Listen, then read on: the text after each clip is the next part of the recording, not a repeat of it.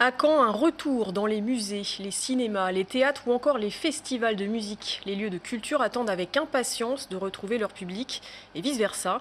Plusieurs personnalités ont signé un appel pour que tous les sites puissent rouvrir en même temps et sans distinction. Parmi elles, le président de la région Centre Val-de-Loire qui nous fait l'honneur d'être notre invité ce soir. Bonsoir François Bonneau. Bonsoir. Merci d'être sur notre plateau. La culture en danger, état d'urgence déclaré, ça pourrait être un peu le slogan de cet appel au dialogue avec le gouvernement. Vous avez plaidé auprès de Jean Castex, le Premier ministre, pour une réouverture des lieux culturels qui souffrent depuis maintenant un an. Qu'est-ce qu'il vous a répondu? Les lieux souffrent, les publics souffrent et les artistes souffrent. La culture est le seul espace totalement fermé à l'activité. On peut faire ses courses, on va travailler, on va à l'école, au collège, au lycée. Certes, les universités sont tout juste entrouvertes, mais la culture, c'est circuler, il n'y a rien à voir. Ça n'est pas tenable. Ça dure depuis un an et j'ai dit au Premier ministre, Monsieur le Premier ministre, il faut faire bouger les lignes. Celles et ceux qui veulent réouvrir, et j'en suis, et beaucoup d'artistes en sont, et beaucoup de responsables de salles en sont, et beaucoup de publics ont envie de rejoindre, ne sont pas des irresponsables. On sait qu'il faut le faire dans le cadre de l'absolu respect des règles sanitaires, mais il est possible, comme dans les autres domaines, de relancer la culture. Il faut le faire. La ministre de la Culture, justement, elle a annoncé qu'il y aurait une réouverture progressive des musées, des concerts d'expérimentation, quand on ne le sait pas encore. En revanche, c'est un non catégorique pour les cinémas, les boîtes de nuit. Pourquoi cette différence ? Il y a certainement des lieux qui sont plus difficiles parce que par nature, ils forcent à une proximité. On sait bien que la proximité dans cette période est à proscrire pour éviter l'épidémie. Mais il faut chercher des formes adaptées. Pour le cinéma, il peut y avoir des formes adaptées de regroupement et de projection. Je vais vous donner un exemple. Ce n'est pas sur le cinéma, c'est sur la rencontre entre les artistes et un public.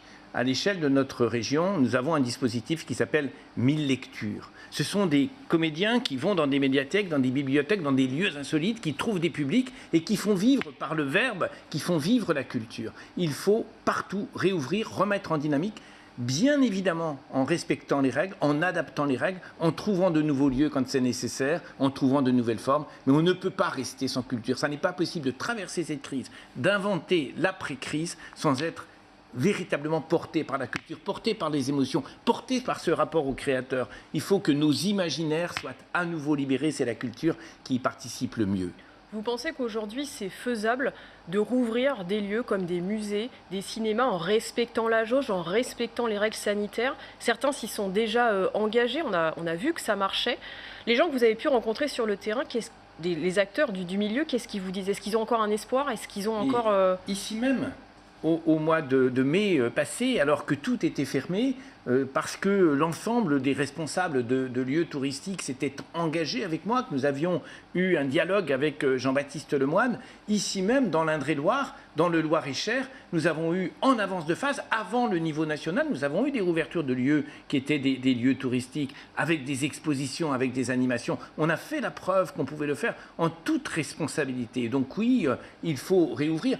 Comment accepter quand même que des galeries qui présentent des œuvres d'art pour les vendre soient accessibles quand des musées ne le sont pas? On voit bien qu'il ne faut pas garder une position absolue, qu'il faut certes la responsabilité, il faut certes protéger les visiteurs, il faut certes protéger les spectateurs, mais il y a des formes qui peuvent le permettre. On n'a pas le choix entre rien ou tout, on a le choix de remettre la culture parce qu'elle est essentielle, vraiment essentielle, et de la remettre dans des formes qui nous protègent. Et puis on a aussi le bateau ivre, un bon exemple qui finalement a essayé de se remettre à flot et puis pour l'instant est à quai. Et des bateaux ivres avec des associations mobilisées, on en a partout en région, sur tous les territoires, des femmes et des hommes merveilleux qui nous aident à penser l'avenir, qui nous apportent du plaisir et du bonheur, qui nous donnent le plaisir d'être ensemble. Et on a tellement besoin du plaisir d'être ensemble. Donc dans des formes adaptées, bien évidemment, en toute sécurité, bien évidemment, donnons la possibilité à ceux qui font vivre la culture sur le terrain de proposer des protocoles adaptés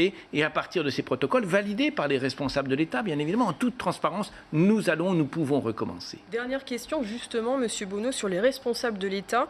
Vous avez demandé à rencontrer Roselyne Bachelot et Jean-Baptiste Lemoyne, secrétaire chargé du tourisme, pour en discuter. Est-ce que vous avez eu une réponse? Oui, j'ai une réponse. Alors, j'ai une réponse de Jean-Baptiste Lemoine, qui sera dès mardi dans une visioconférence avec un certain nombre d'acteurs et avec moi pour discuter de ce sujet et de cette rencontre entre culture et lieux touristiques, comment on peut faire matcher ça pour que ça reparte le plus vite possible.